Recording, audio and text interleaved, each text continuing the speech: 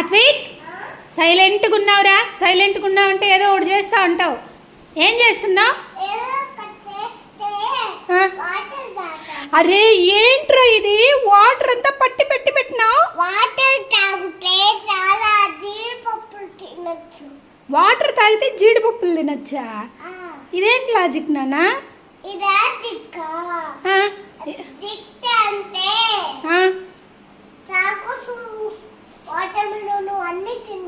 Water తాగేది ఎందుకు?